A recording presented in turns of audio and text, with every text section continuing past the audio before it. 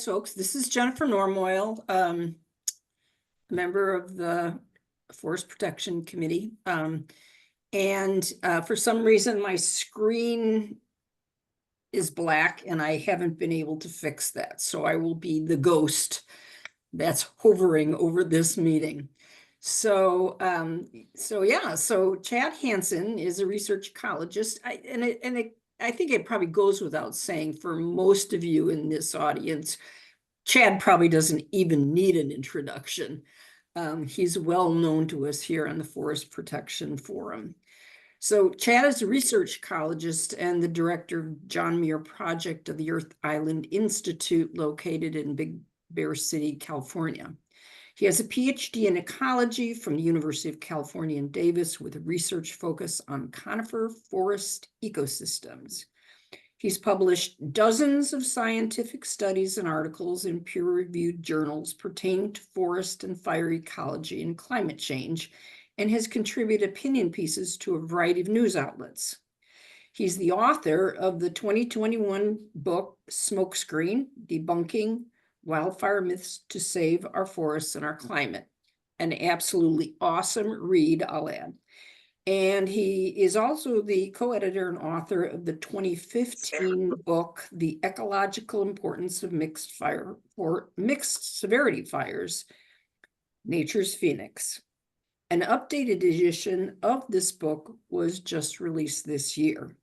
So we are so pleased to welcome Chad today to talk to us about the new edition and about fire ecology in general. And before I turn things over to Chad, I do want to remind you, put questions in the Q&A, put comments in the chat.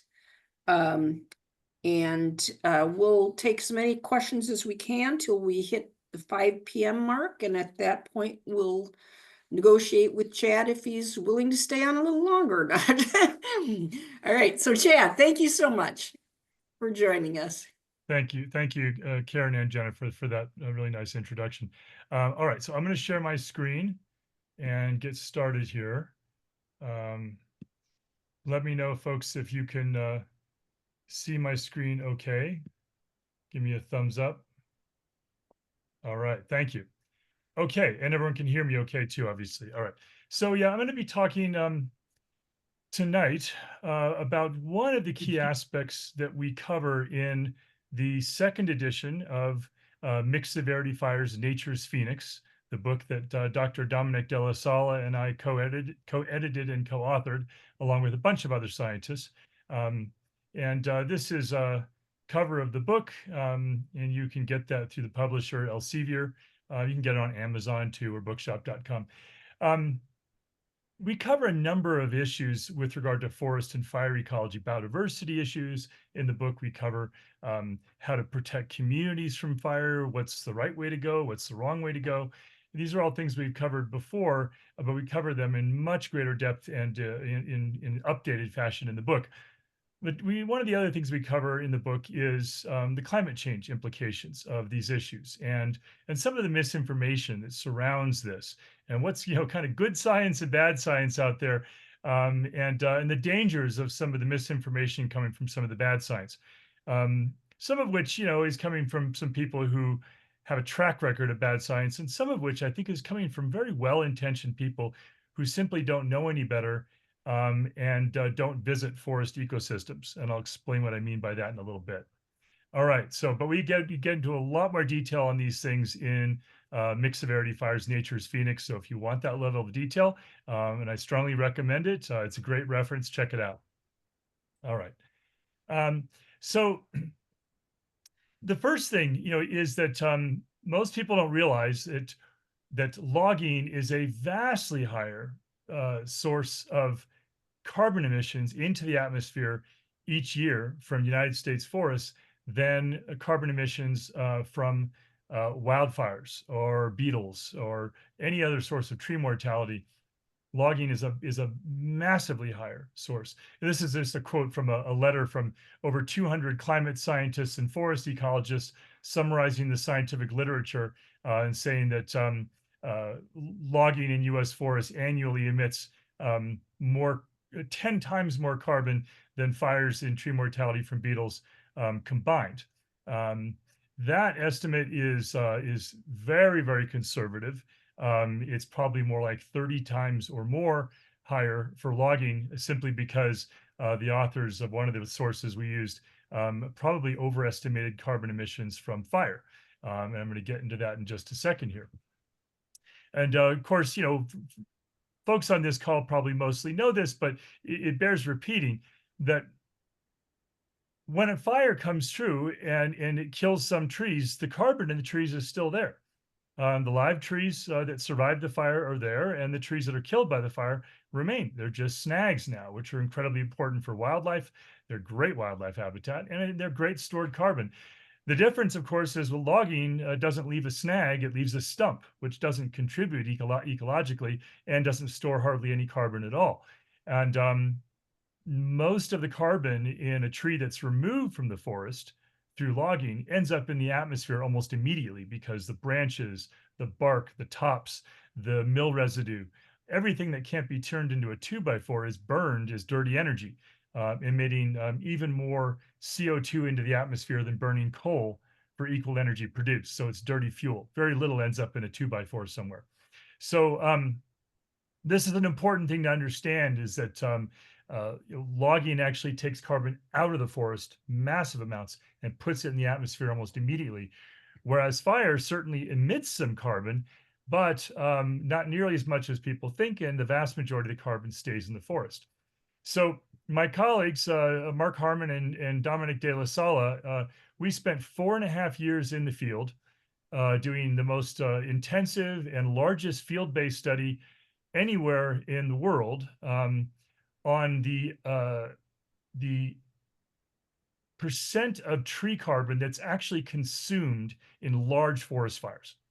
We wanted to understand whether or not a whole series of theoretical, hypothetical modeling studies by U.S. Forest Service scientists were accurate. Those studies were assuming that when a fire burns, that 30% of the tree carbon is consumed and emitted into the atmosphere. 50% of the tree carbon is consumed and emitted. And in some cases, they assumed that 80% of the tree carbon was consumed and emitted. Now, of course, you all know, if you went into a forest after a fire and 50% of the tree carbon was consumed, you wouldn't really see any trees. You would just see some of the stubs, maybe 20 feet tall, of some of the largest trees. Everything else would be gone. And that's not what you see, of course. You see the standing fire-killed trees with the branches and the twigs intact and the trunks intact. We took the most, detailed measurements, and we found, after 4.5 years of field study, that the biggest fires were consuming only 1.2% of total tree biomass. 1.2%, that's it. Now, this is really important to understand, because what that means is it doesn't take long for the regeneration, the post-fire regeneration of the forest, of new tree seedlings and saplings and growing trees, of shrubs, of all the regeneration in the forest. It doesn't take long for that to recoup that carbon that was emitted. Now, of course, there's duff and litter on the forest floor as well that gets consumed, but that is a relatively minor part of the above ground forest carbon. And so, even in a very high intensity fire patch, most of these big fires are low and moderate intensity, they're surface fire.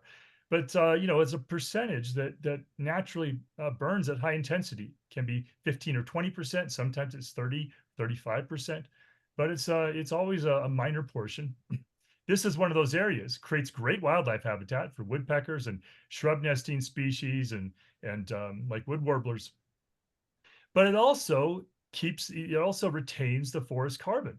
Very little is emitted. And you can see this is a high intensity fire patch in the rim fire. And you can see even the saplings are still there. The saplings are there. The branches are on the saplings. The big trees, of course, are there. The very, very outer superficial layer is scorched, and very superficial layer is consumed. But that's about it. The carbon remains. 99%, nearly 99% of the carbon of the tree carbon remains in the forest, even when the trees are killed. And then of course you've got all the regeneration. I took this picture at only just a few years post-fire, and already tremendous post-fire regeneration of ponderosa pines and incense cedar and white fir and shrubs, of course. Enormous carbon sequestration that accelerates every single year after fire. And just another picture. These are typical pictures of a high intensity fire patch. This was also rim fire, and I'm mentioning rim fire in particular because it was one of the big fires that we studied in the Harmon, Hanson, and Dellasala paper. And you can see again, the trees are killed here, but they're not consumed. Even the small trees, the seedlings, the saplings, they're not consumed. You can see some of the trees that were killed in the background there are only about an inch or two in diameter, just killed, scorched, but not consumed. And that's really, really important, because once you understand that, and then you understand that there's this amazing regeneration that's pulling that carbon that was emitted back out of the atmosphere, or an equivalent carbon, and you can see that regeneration here. This is pretty common in the rim fire and other fires. Once you understand that, you realize that things like thinning are removing and emitting vastly more carbon than a wildfire does. Some of the studies out there estimate that thinning emits 3 to 5 times more CO2 into the atmosphere per acre than wildfire alone. This is likely a very, very conservative estimate, because not the extremely low level of consumption of tree carbon was not fully understood when these studies were published. And of course, that was what we focused on in the Harmon, Hanson, and Dellasala paper that I just mentioned. But even so, that's what they came up with. But think about it this way, and that's probably a very conservative figure, because even a very, very light thinning project that removes maybe 10 or 15% of the tree carbon, most of these thinning projects remove a lot more than that. Many of them remove more than 50% of the tree carbon. But even if it only removed 10 or 15%, which is very unusual, it would still be about 10 times more than a big wildfire would consume and emit from tree carbon. So that's really key to understand. And it's also important to understand, the mythology behind this narrative that we hear from Forest Service scientists and some pro-logging NGOs, like the Nature Conservancy, that have really, in the views of many, have engaged in a lot of greenwashing lately on these issues, saying, well, we're just thinning small trees and underbrush, small trees and underbrush, kind of say that like over and over and over again, just hoping people will believe it. And people get this idea in their minds that, well, thinning, small trees and underbrush, they think of people out there with pruning shears. And they don't realize that these are industrial logging operations that are killing and removing most of the trees in the forest, including many mature and old growth trees. To put in perspective, even if a thinning project had a 21-inch diameter limit, trees less than 21 inches in diameter in one study comprised 58% of all the above ground carbon. So, the large trees contain, enormous amounts of carbon for the number of trees that there are, but there are more small trees than there are large trees. And you add it all up, the small trees comprise more of the forest carbon. And so you need the small trees and the big trees. It's not just about the big trees. They both matter. So, be very careful of people saying that they're just thinning small trees and underbrush in the area. It's not what you think. 19 times out of 20, maybe 49 times out of 50, it is a heavy-duty industrial logging project. This is a picture of a so-called thinning project done in Yosemite National Park by the Park Service, claiming it was small trees and underbrush. And there are large areas that look like this, unfortunately, now in Yosemite National Park, and that something needs to be done to stop that. We need to try in court, that's still in progress, but we also need to put political pressure on the Park Service to stop acting like the Forest Service. This is a logging project on the Stanislaus National Forest. I just took this picture several weeks ago. This is the Rock Creek thinning project. And, again, that's the message, small trees and underbrush. Well, it's not exactly what's happening out there at all. In fact, a lot of these thinning projects are so intensive, they're in many areas closer to a clear cut than anything else. More on the Rock Creek thinning project, so-called. So there was a recent review on thinning and wildfire intensity by some Forest Service scientists and some Nature Conservancy scientists. And they claim that thinning plus prescribed fire reduces wildfire intensity the most. And they certainly promoted that. There's a number of things they didn't tell you and they didn't mention. One of them is that they omitted all of the tree mortality caused by thinning itself, which is a really, really big deal when they mention these studies, because fires are driven mostly by weather and climate, hot, dry, windy conditions. It's really not about how dense the forest is. Lots of research indicates that denser forests burn at lower intensities on average. But the point is, it's mostly weather and climate change. And so when they're doing these thinning projects, it's not going to fundamentally alter how the fire burns. The fire's being driven by wind and drought and dry conditions and hot conditions. And so oftentimes, if they're removing, half or more of the trees per acre before the fire even occurs, then it's a really misleading comparison, because if an thinned area happens to burn just by coincidence slightly less intensely in the wildfire, you would have the idea that somehow thinning is saving trees by removing some trees, and you wouldn't realize that it's killing vastly more trees in most cases than it's preventing from being killed. So that was one key thing. Another one was that there was the authors of this review, which is called Davis et al. 2024. They found there was no difference between thinning and just fire alone in their results. So why did they claim that thinning plus burning was the most effective when their results found that there was no difference? And of course, that's even understanding that they didn't account for tree mortality from thinning itself, which would have skewed the results, hugely against their hypothesis. But they didn't even accurately characterize their own results. In addition, the search that they used for their review is supposed to be comprehensive, but somehow mysteriously it omitted and excluded most of the studies that found that thinning actually increases wildfire severity, intensity, increases tree mortality. And so those studies never made it into their analysis and were not even mentioned, in fact, in their review, which is a major problem. How did that happen? Well, we don't know, but there's no question about the fact that most of the research that contradicted their pro-thinning arguments were somehow mysteriously omitted. They also the other thing that's key is that about half of the studies they used in their analysis for thinning that claimed that thinning was effective were not peer-reviewed studies. They were internal reports by agencies like the Forest Service or the Bureau of Land Management, and not subjected to the external peer review process, which is the gold standard in science. It should never have included non-peer-reviewed studies on the analysis, because there's just no way. They haven't been vetted through the scientific process. So this is a figure that my colleague Bryant Baker put together just to illustrate this idea, the actual impact of this idea that if we thin the forests out and make them less dense, that somehow that'll reduce tree mortality from bark beetles. And the Forest Service does this all the time when they promote these huge thinning projects, and they say, "Oh, it's excuse me, it's going to reduce tree mortality. It's going to save trees." Well, yeah, we'll kill some trees, but we're going to save more trees. Here's the reality: the green are the trees killed by bark beetles, and the tan areas in these bar graphs are the areas killed, are the trees per acre per hectare killed by thinning.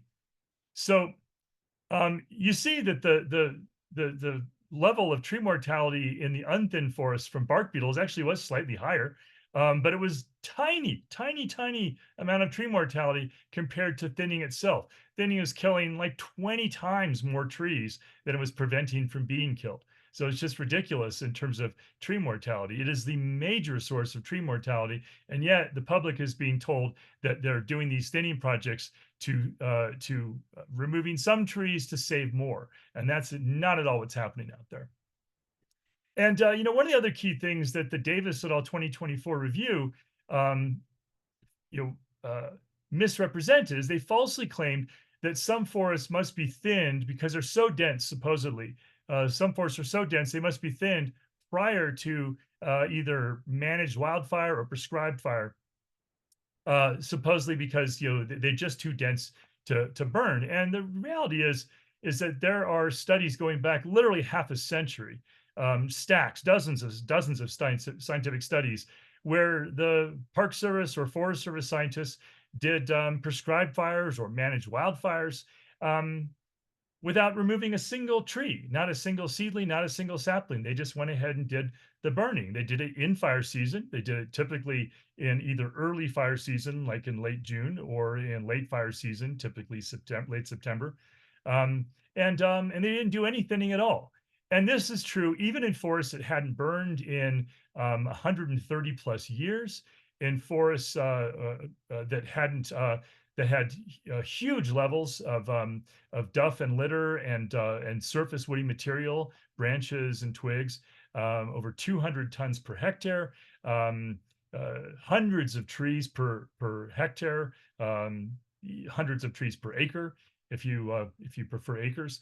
So very dense forests that hadn't burned in a long time and were extremely dense, and they had no trouble doing prescribed burning or manage wildfires. Because again, it's not about how dense the forest is, it's about the weather. And as long as they're not doing the burning on a particularly hot, dry, windy day, they're going to get mostly low intensity fire effects with a little bit of moderate and maybe a tiny bit of high intensity. And if that's what they want, they can certainly do that without removing any trees at all. So the whole notion of thinning is a fallacy. There's no need to thin the forest. There just isn't. Defensible space pruning around homes is helpful to protect homes within 60 feet of homes or 100 feet at most, but you don't need to thin the forest prior to burning. If you want to burn, whether it's wildfire, whether it's managed wildfire, whether it's prescribed fire, whether it's Native American cultural burning, and I support all three in various ways and places and in the mix of the three, you can just do that. You don't have to remove any trees. So that whole notion that somehow we need to thin the forest is just a complete myth. Not to mention the fact that there's stacks of studies that were not mentioned in that Davis et al. Review, finding that the densest forests, because they have a cool, moist, shady microclimate, they tend to burn at lower intensities, all things being equal, in fires. They don't tend to burn more intensely. Denser forests burn less intensely. So like the entire thinning paradigm is off on multiple levels. So the last thing I just want to mention, and I'll cover this briefly before we go into Q&A, is that be really careful of hypothetical modeling studies claiming that forests are not regenerating after fire, or that our forests have become net carbon sources. Typically, these studies are also promoting thinning, or they're trying to pour cold water on the idea of protecting forests as natural climate solutions. And basically, they're just sort of creating a false narrative so that we maintain the status quo. So either we throw up our hands and say, gosh, we can't do anything, I guess we'll just keep burning fossil fuels and we'll just keep cutting down our forests because nothing matters. Kind of a learned helplessness. Or they just want to actually, even worse yet, promote even more logging and more removal of carbon from our forests, based on this notion that somehow our forests have become carbon sources, and if we just do a bunch of thinning, that somehow that'll reverse that. So I'm just going to mention a few of these studies here. Key et al. 2024, that's not published yet. I'm not sure if it will be, but there's an unpublished version floating around out there. It uses artificial intelligence emulators of models. So hypothetical models are bad enough if they don't have any field data. I don't even know how you categorize artificial intelligence emulators of models. So basically they're saying, we know this because the robots told us so. This is a key problem, is that there's some really smart, well-meaning people who are very adept at using remote sensing, or they're very adept at creating hypothetical models and then publishing studies, but they do not go into the forest and gather any field data to validate those models and find out if the models are even remotely accurate. If they had done this, they would find that these forests are regenerating abundantly after fire, and not just conifers, but oaks and willows and aspen and shrubs, native fire following shrubs, and all of this rich vegetation, complex vegetation that is not only providing wonderful wildlife habitat, but is also pulling CO2 out of the atmosphere and sequestering and storing it in the regenerating forest. Jones et al. 2024, it's another one, omitting forest regrowth and no field data. Steele et al. 2022. Not only did these guys not have any field data, but they didn't even bother to validate their hypothetical model with satellite imagery. They could have still stayed in their offices if they didn't want to get their boots dirty and go and gather some field data. But they didn't even do that. If they had done that, they would have found that their model was wildly inaccurate. Vast areas of forest with very few trees that were killed, dominated by live trees, where they claimed that nearly all the trees were killed by fire or beetles. Just complete misinformation. Hill et al. 2023, Davis et al. 2023. Again, no field data and use of hypothetical scenarios that don't reflect any kind of real world circumstances or conditions. And this is dangerous because it gives people a false sense that the forests are not sequestering carbon, or the forests are somehow become a carbon source. The only places where forests are at risk of becoming a carbon source is where logging is occurring, especially where it's increasing. That does threaten to turn forests into a carbon source, but not fire. And so we really need to be careful of that. There's some really bad research out there. Again, I think a lot of these folks, they do not mean to mislead people. Some of them do, I think, but most of them, I don't think they mean to mislead. I think they just don't know any better. They're not field ecologists. They do not gather field data. They don't even know what a post-fire forest looks like. All right, so I'll close it out there. Again, check out our new book, Mixed Severity Fires, Nature's Phoenix, the second edition, which came out this year. And mentioned that at the beginning, but for more information, you can also check out my 2021 book, Smokescreen: Debunking Wildfire Myths to Save Our Forests and Our Climate. And I will stop sharing there and be happy to answer questions. Okay, thank you so much, Chad, for yet another thought-provoking presentation that made us all a little smarter. And so going to the Q&A, one attendee indicates that they would love to hear from you as to whether there are any potentially environmentally destructive wildfire management provisions in Prop 4, such as in Chapter 3, Wildfire and Forest Resilience, and Chapter 5, Extreme Heat Mitigation. Well, that's a softball question. I have serious concerns about Proposition 4. So I'm not speaking as a Sierra Club leader here because I know Sierra Club of California endorsed it. I will not be voting for Proposition 4. I'll be voting no.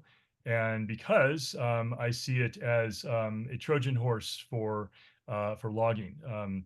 Proposition 4 and those provisions you mentioned, it contains the potential to allocate billions of dollars of taxpayer money from Californians' pockets to logging, and including biomass logging. I see Proposition 4 as as one of the primary, if not the primary, funding mechanisms for the Golden State biomass logging proposal that would be devastating to California's forests. There's serious environmental justice concerns. I don't know why there wasn't a more serious conversation about this, because again, it's not just biodiversity that's being impacted.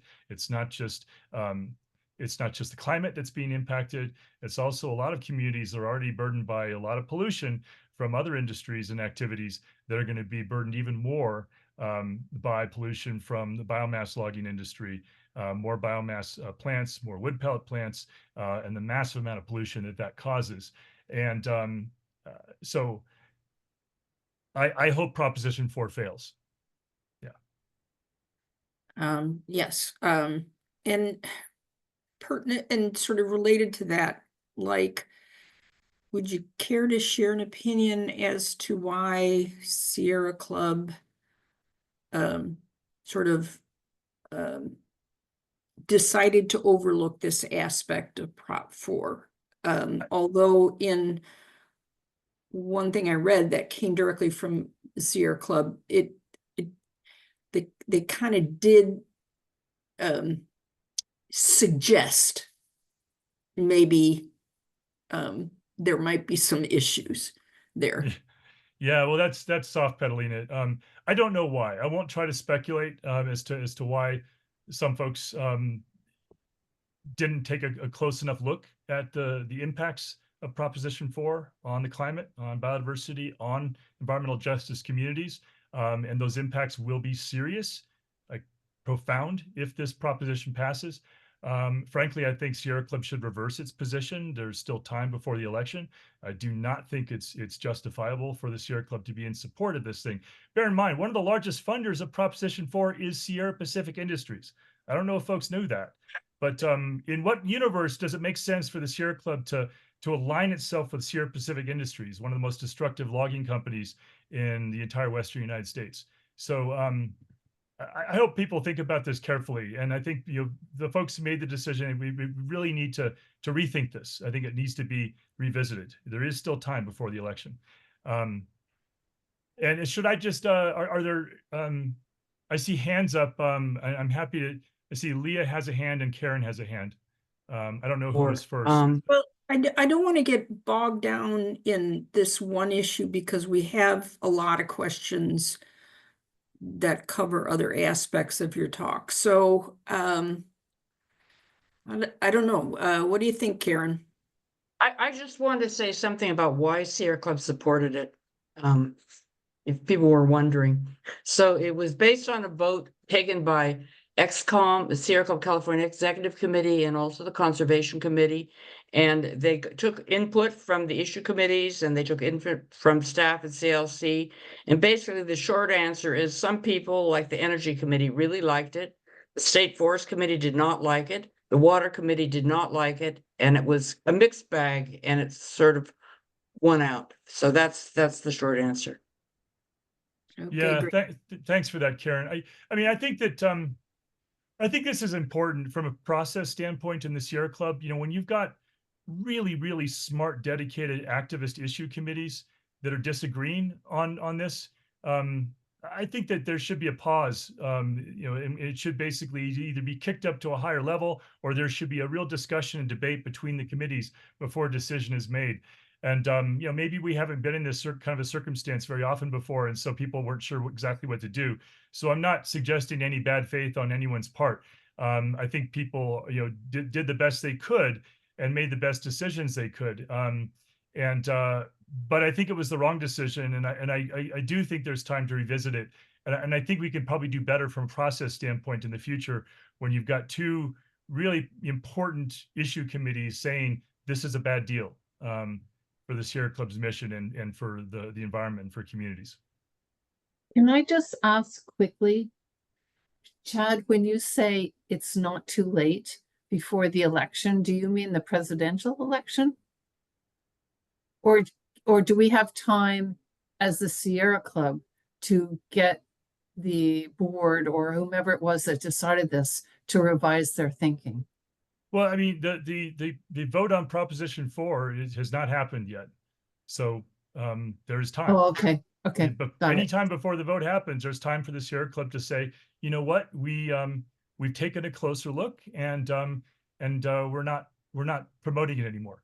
I think that's the right decision. I'm not. I don't know if folks will be interested in doing that. I would encourage them to, because I think that we're going to be. I think a lot of people are going to be very unhappy with the Sierra Club in the coming years if this thing passes. I think that there's going to be a lot of regret. There's going to be a lot of people looking for answers, and I think a year from now, a lot of people are going to, if it does pass, are going to wish we had taken a moment and revisited our decision. And I think there's still time to do that. Well, I know there's still time to do that. I don't know if it will happen, but I think it would be the right thing. Is Prop 4 to be voted on November 5th? That's my understanding. Karen, you can correct me if I'm wrong about that. It's on the November 5th ballot, and Chad, they won't change their mind. There's no, it's not gonna happen, unfortunately. Yeah. Yeah, it's on the November 5th ballot in California only. Yeah, thanks, Karen. I think that's a realistic assessment. I certainly don't expect that they will, but I wouldn't be doing my job if I didn't suggest it, because that's the right outcome. And it could happen, and they could do it, and they should. Right, maybe somebody wants to write a letter to the editor or something about how bad it is. That would be really great.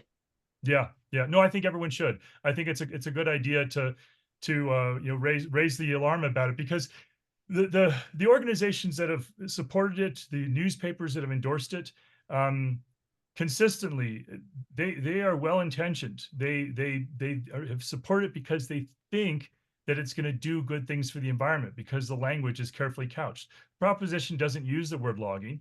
It doesn't use the word wood pellets or biomass, but that's what it would go to. So everything's coded, but we all know what those words mean. We know what it means when you say fuel reduction. We know what it means when you say manage forest health treatments or things like that. Those aren't the exact terms, but the point is that there's coded language, and those words mean something. They've already been operationalized and weaponized for years in those ways. So we all know what it really means. But I think some people just didn't quite realize what this was, and that I hope it doesn't pass as a result. Again, I'm not pointing fingers at anyone, because I think people made the best decisions that they could. And I think the people who supported it did so thinking that it wasn't really a Trojan horse for logging, but make no mistake, it is. Okay, well, it turns out that was a really lively first question. But in the interest of kind of getting to some of the other ones, I'm gonna move on, okay? Yep. So thinning never seems to be defined. Can't that hide a lot of nuances and tragic logging? I'm sorry, can you repeat that? Thinning never seems to be defined. Can't that hide a lot of nuances and tragic logging? Oh yeah, absolutely. Yeah, this goes back to what I was saying before about misleading terms being used. When people hear the term thinning, they don't realize that these are serious logging operations. They're just to put in perspective, most of the carbon that's being removed from the forest in the typical so-called thinning operation is in the form of mature and old growth trees. Most of the carbon. Now, numerically, there are more small trees that are being removed than large trees, but that's because there are more small trees. It's always been true in forests. But there's vastly more carbon in the larger trees. And so, the Forest Service will say, well, we're removing 100 smaller trees per acre and only about, 7 or 8 larger trees per acre, and not the very largest. And, what people don't realize is that might end up being 50 or 60% of the tree carbon in the entire forest. And most of that is comprised of those mature and old growth trees that they're removing, because there might only be 10 or 15 mature and old growth trees per acre. They might remove half or more. By the way, I want to mention something here, because I saw something in the chat that a scientist from the University of Washington named Dr. Susan Pritchard, who's one of a number of university scientists who are funded by the Forest Service, she's been bad-mouthing me along with a number of other Forest Service scientists. And this is one of those things that independent scientists, or any scientists who dare to publish research in peer-reviewed journals, as I have, that expose the misinformation and the fallacies of the Forest Service. Those scientists find themselves the target of character attacks and various forms of character assassination. And it's really, really ugly and unjustified. If people have a solid grasp of the evidence, and if they have a good argument to make based on the evidence, they don't make personal attacks like that. They debate the evidence.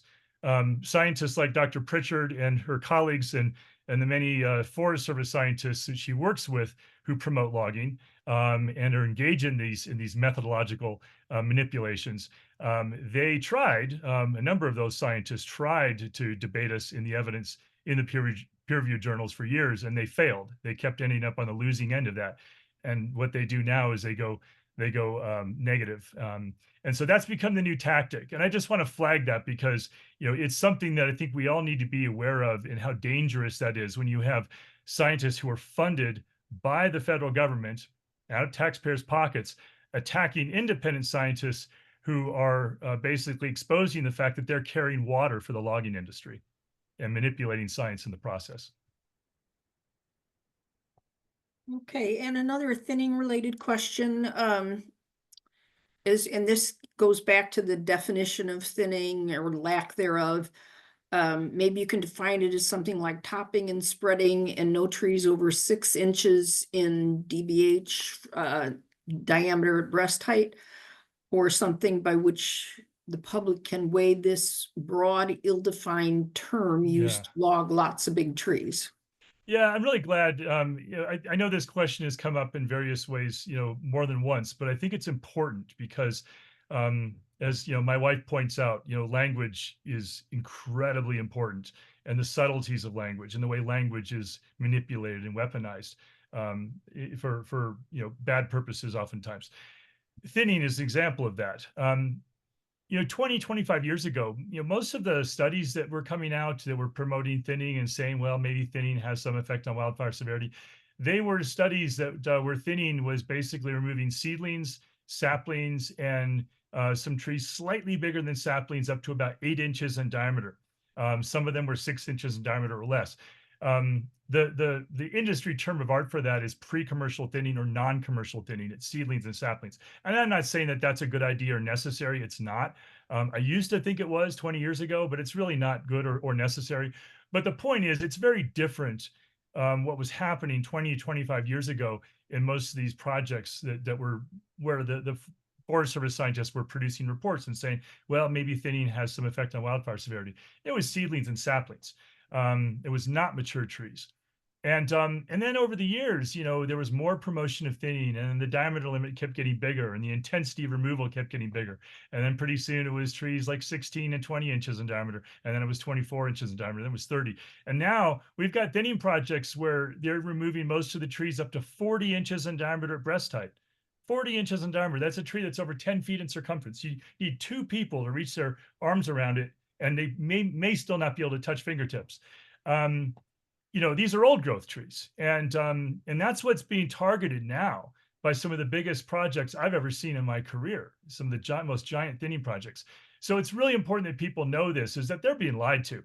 And scientists like, these Forest Service scientists, Dr. Pritchard is just one of the many. I don't mean to single her out. I only mentioned her because someone put her in the chat that she was saying some particularly awful things about me and making personal attacks on a field tour recently. But she's not alone. A number of scientists who are funded by the Forest Service do the same thing. And so it's really important because when independent scientists like myself try to expose the fact that when they say thinning of small trees and underbrush, what's really happening out there is industrial logging and targeting of mature and old growth trees, that these scientists who are funded by the agency basically their job is to attack those scientists and try to make them shut up. Okay, one listener wonders if you can comment on underground tree carbon, both intact forests and post-fire forests. Sure. Yeah. So, a general rule is that there's about as much carbon below ground as there is above ground in a forest.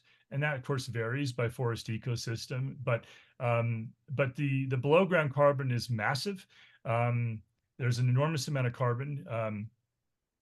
And one of the problems is that fire doesn't really disturb soil carbon.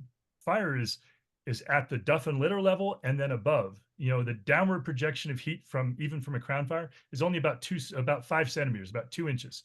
The upward projection can be 200 feet. but the downward projection is just a matter of a couple of or a few inches.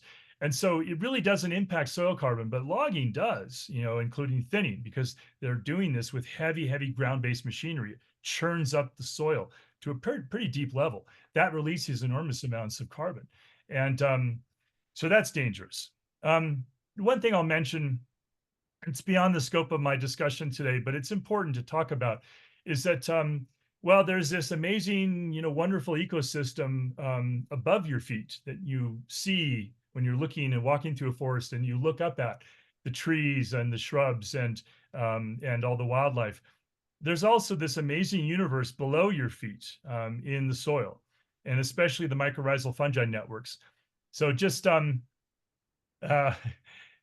a lot that's been done on this, and and there are people who have devoted their entire careers to this particular aspect of things and know far more about this subset of forest ecology than I do. But I'll just say this, that in an intact a native forest ecosystem, including after it's burned in a fire, because fire does not kill the mycorrhizal fungi networks in the ways that logging can and does. 1 teaspoon of forest soil can contain up to 50 miles or more of mycorrhizal fungi filaments. And these filaments are communication between trees, trees of the same species, trees of different species, between trees and shrubs, and between all the plants in the ecosystem. They share nutrients, share information. You can think of the forest ecosystem like a vast, incomprehensibly complex brain and intelligence that's really far beyond human understanding, honestly. And we kind of take it for granted, but a lot of that's beneath your feet in all that rich, carbon-rich soil. Okay, great, thank you. One attendee would like you to talk a little bit about pile burning. Sure. So pile burning is problematic on multiple levels. The first thing is that you don't have to, you get the piles from doing the logging in the first place, and some form of logging, typically, usually thinning, but it can be post-fire clear cutting too, and it creates piles of logging slash debris, the branches and the treetops.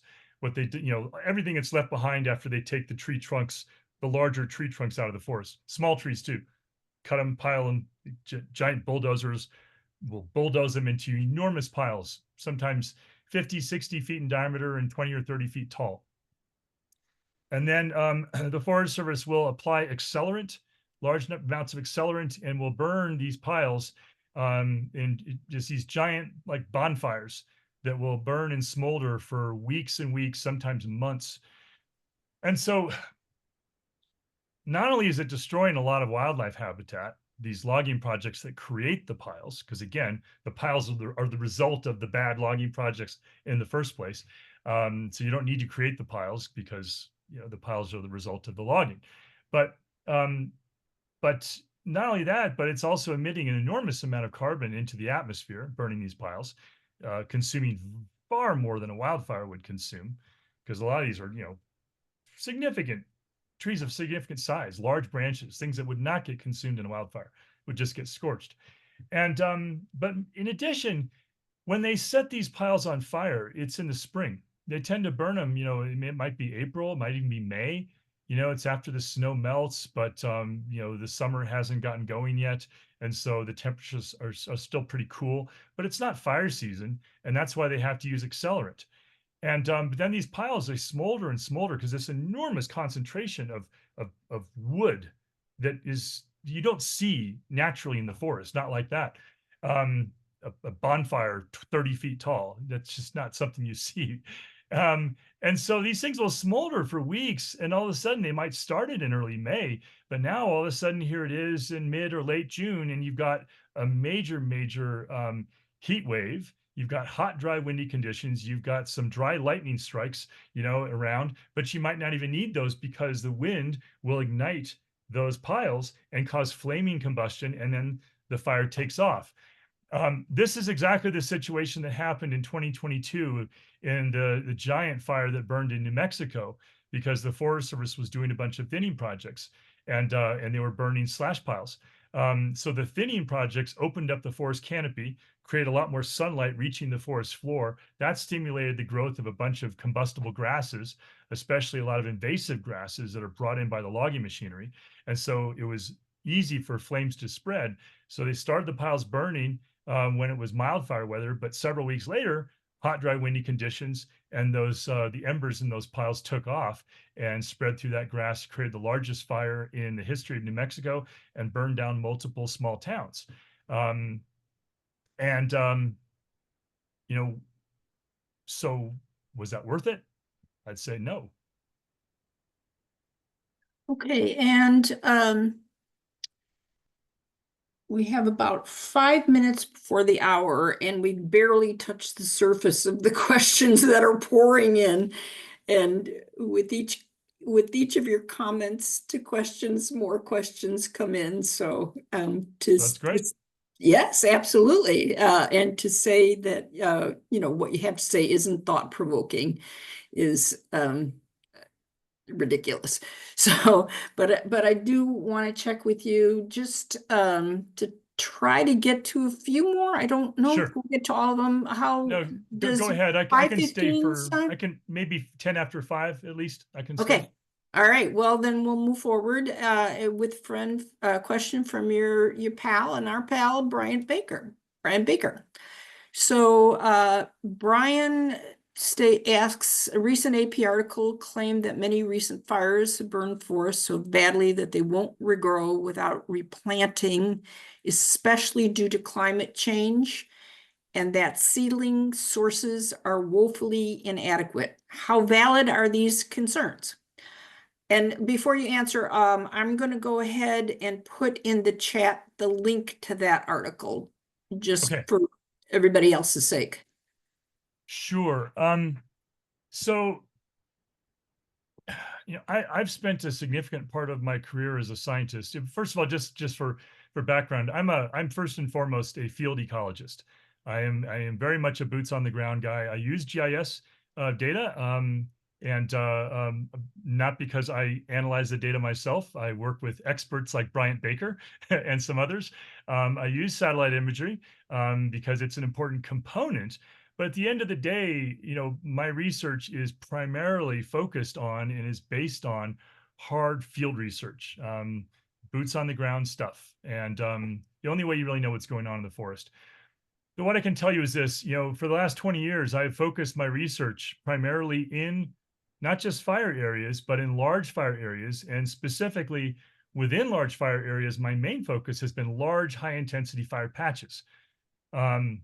I have not seen evidence of lack of regeneration in the forest. I have not seen evidence of type conversion from fire. I have seen evidence of type conversion due to post-fire logging and the soil damage done by logging machinery.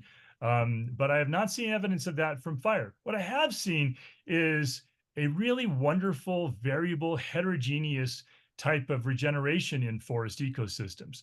In some places, it's mostly the native fire-following shrubs, which are sequestering and storing so much carbon, which are such great wildlife habitat, which are nitrogen fixers, which are flowering plants and attract all kinds of pollinators, which then provide food for fly-catching birds and bats and et cetera.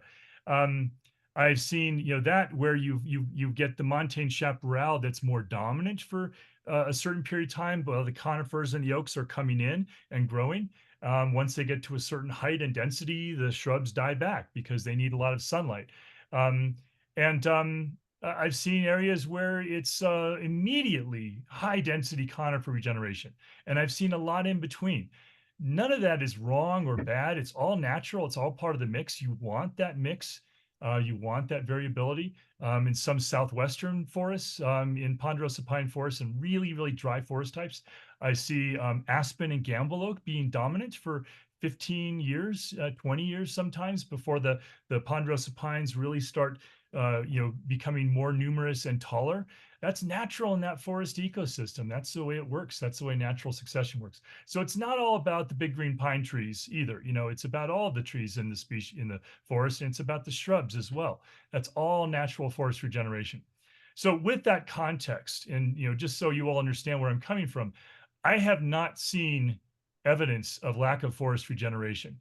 This notion that we hear in the press all the time that these large fires and large high intensity fire patches are creating moonscapes, wastelands, where there's nothing will grow, the soil's been sterilized and nothing will grow.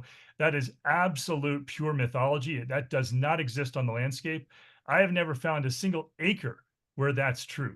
The only places where I've seen, like I said, where there really is, serious damage and where there's not much vegetation at all are some areas where post-fire logging has occurred. And it's just done so much soil damage with the heavy logging machinery that, even 15 years later, in some cases, it's just pretty much bare ground. You do not see that in a forest ecosystem in the absence of logging in a high intensity fire patch. You see a rich, complex, carbon-rich system with snags and down logs and regenerating vegetation of many different types. Okay, thank you. And the next question is kind of prefaced with a relatively long comment, so bear with me here. In Washington state right now, we have a very contentious race for the lands commissioner job, which oversees logging on all state lands, with one candidate who constantly cites all the bad info you've laid out today, every bit of it. She is, of course, being funded by the timber industry. Is there a simple one sheet, or can you point us to a place where we can download a layperson's bullet point of what you presented today, so that we can counter this false narrative? And if we need to use LTEs, we need well, I'm not, we need to, I'll just read it verbatim. We need to use for LTEs, we need our good candidate to be citing the correct data, etc. That is a great question. And I am putting into the chat right now a link to a fact sheet that will hopefully be of use.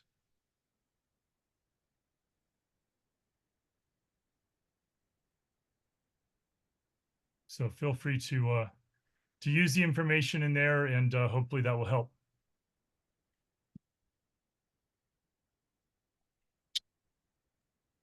Okay. Thank you so much, Chad. Thanks. Sure. Can you discuss who authorized the suspect studies and whether there was detectable industry or biased connections? Yeah, it's a good question. So, like, there's really no intrigue here. There's no conspiracy here. This is just like garden variety government malfeasance. It's just people behaving badly in the open, pretty much. Like this is the way it happens. It's business as usual. They get away with it. There's really nothing that's like in the shadows on this. So, like, these are Forest Service scientists promoting the Forest Service's logging agenda. Simple. These are scientists, university scientists, who are funded by the Forest Service, sometimes $200,000-$300,000 a year from the Forest Service out of taxpayers' pockets, who are promoting the Forest Service's agenda. In some cases, they team up with logging companies like Sierra Pacific Industries, and they get some of the funding from SPI, some of the funding from Forest Service. So sometimes it's a collaboration. But when you understand that the U.S. Forest Service, the #1 land management thing they do is sell public trees to private logging companies and keep the revenue, you understand the U.S. Forest Service is part of the logging industry. In fact, you can see that, you can look at them as the nation's largest logging company that's just essentially funded by taxpayer money.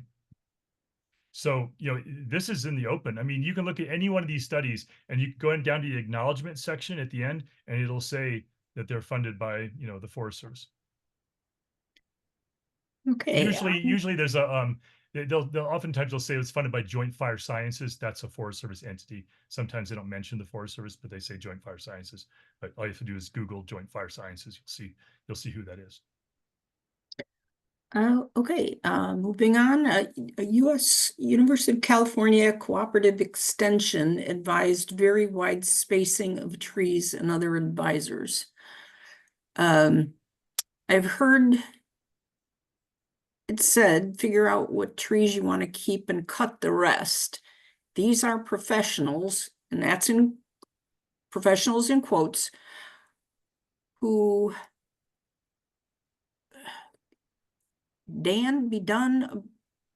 what can be done about these guys giving unsound environmental advice, but maybe good economic advice?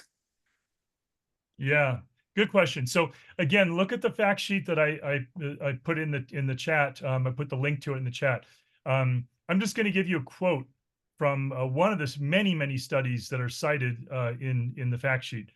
And this is important because I mentioned there's a number of U.S. Forest Service scientists that are promoting the Forest Service's logging program and churning out some really bad and misleading science in the process in the course of doing so. However, it is also true in more recent years that there are a number of U.S. Forest Service scientists who are breaking ranks with the agency's logging program and are basically just following the evidence and publishing the science.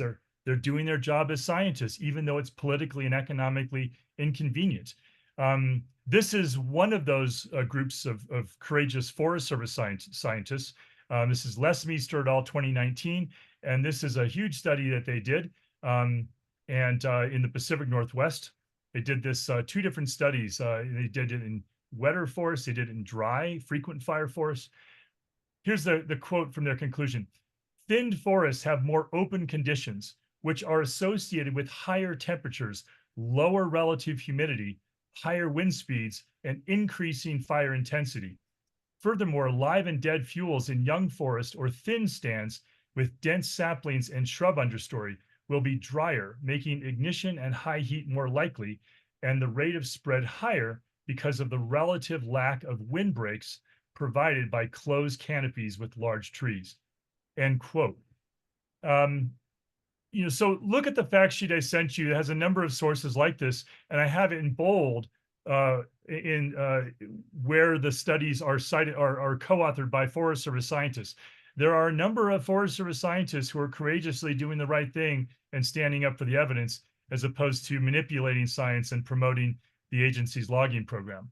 And so even within the Forest Service, there is a split. But I would, in order to push back on people spreading that kind of misinformation, I would just cite and quote these studies, not just by independent scientists, quote and cite those too, but also cite and quote the ones by Forest Service scientists.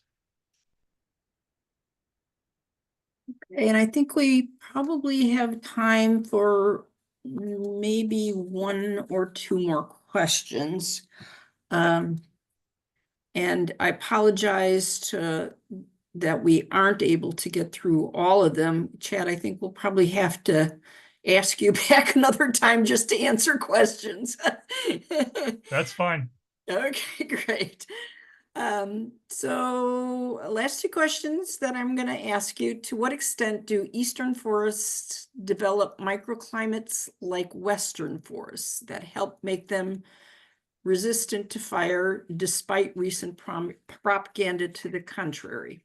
Yeah, great question. Eastern forests, often tend to be, they tend to be more mesic, more moist, and often denser than at least some Western forests. There's a lot of variability in the West. We have some temperate rainforests in the West. We have forests on the western slope of the Sierra Nevada that are not rainforests, but are pretty close in some cases, and they're pretty dense. And we also have a lot of really dry forests that are pretty naturally pretty open. And so in the East, a lot of the forests, deciduous forests and mixed forests in the East are really pretty mesic. And they have a lot of canopy cover, and that canopy cover is crucial in terms of creating that cool, moist microclimate that basically creates a climate buffer against the extreme weather that can drive flames. And so, the eastern forests naturally have a certain, resistance against fire. And it's not to say that fire never happened in the eastern forest. It did. It's natural in the eastern forest, but the fire regimes are not the same in the east as they are in the west. And so you don't want to take what you know from the west and assume that it applies, 1-to-1 in the east. The conversations are more nuanced and they're different, and fire regimes can vary dramatically in eastern forests, even across fairly short distances by elevation and topography. So microclimate's a huge thing. But the point is that what's interesting is that microclimate matters in eastern deciduous forests that are more mesic. It matters in western temperate rainforests like those in British Columbia. It matters in western dry forests like ponderosa pine dry forests. It matters in the forests all across the globe. We're finding a lot of the same things in research in forests in Portugal, in eucalypt forests in southeastern Australia. So this seems to be an intrinsic property of forests, is that when you remove trees through logging, you're going to change and undermine that microclimate, and in ways that are going to basically be more conducive to more rapid rate of fire spread. Okay, and time for one more, do you think? One more. Because we've already hit the 5:10 mark, so Yeah, wanna one more respect is fine. your boundaries. Okay, well, so kind of like in 30 seconds or less, can you address how to counter obviously bad science? And the questioner here cites Hoover National Forest, Buffalo Springs Project. Forest Service says after 120 years, stop sequestering carbon and become carbon sources. Yeah, it's not even remotely true. Yeah, that piece of misinformation almost deserves its own presentation. But I'll just say no, it's not true. There's a lot of good research out there on this, on how forests continue to sequester and store carbon at any age, including old growth trees, old growth forests. They continue to sequester and store enormous amounts of carbon. So that's just logging industry misinformation. There was a good study. I've had concerns about this particular researcher's more recent research in some regards, but this was a really, really good study that he and others did. Stevenson et al. 2014. I don't have the link at my fingertips, but if you Google it, you go into Google Scholar and use a term search, you'll just search Stevenson et al. 2014. I believe it was 2014. Really, really good study on how, as trees age and get larger, they continue to store and sequester oftentimes even more carbon. Okay, great. So thank you. And there's just still a ton of great questions, and I apologize again to our attendees that we could not have gotten through all of them within the time frame that we have. So my apologies again. And Chad. I'll take one more. I'll take one more. Yeah, that's Oh, fine. okay, great. And I just kind of answer them in the order that they come in. So are these bad government practices a product of good intentions gone wrong because of ignorance, or are these components that are really of bad intentions? Oh, it's a really, really important question. Now, I have opinions on that, but that's I'm gonna take off my scientist hat because that's really a sociological question. But I have a lot of experience with these folks, and so I offer a lot of thoughts and a lot of anecdotes and observations on that particular question in my 2021 book, Smokescreen, Debunking Wildfire Myths to Save Our Forests and Our Climate. Short answer is this. It's a mix. Honestly, it really is a mix. It varies by individual. Some of these folks, they know they're misrepresenting the facts. They do it all the time. They get paid to do it. They're good at it. They laugh about it. I mean, that's absolutely true. And there are other folks that are true believers. They've been told this misinformation again and again and again. It was drilled into their heads in forestry school, and it's almost impossible to talk to them about the evidence. They don't mean to excuse me.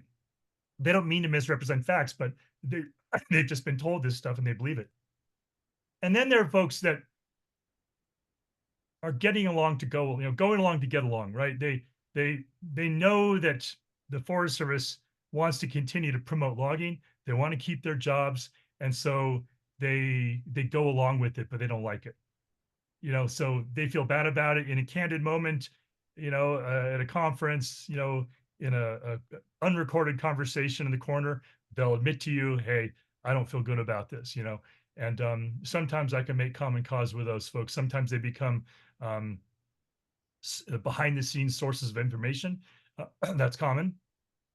And sometimes they just put in their 30 years and they retire and they feel resentful that they never spoke out. It's a mix. Okay, and we'll leave it at that. All right. Um, Well, thanks everyone. Thanks for the great questions. Yeah, thank you. And thank you so much, Chad.